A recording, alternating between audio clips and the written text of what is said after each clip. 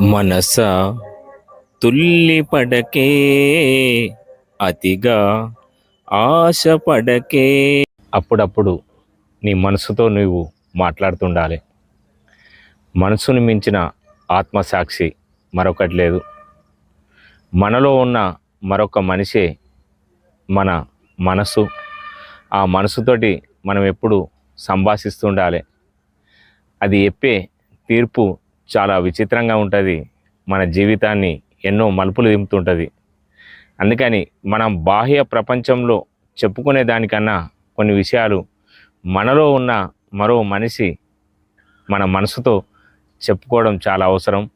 అది ఇచ్చే తీర్పు, ఆ తీర్పును మనం అనుసరించినట్టయితే ఉంటే మన జీవితం సంతోషానికి ఒక నిలయంగా మారుతుంటుంది. మన మనసుని మించింది మరొకటి లేదు. మనకు సంబంధించిన వరకు మన మనసు మనము ఒకటే.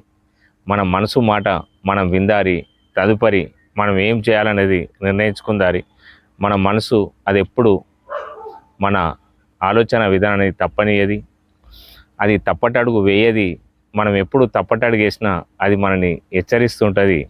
కాబట్టి మనసును మించిన స్నేహితుడు మనకి ప్రపంచంలో మరొకరు లేరు. అందుకే మన మనసుతో మనం సంభాషించాలి. మన మనసును మనం అనుకరిస్తారి.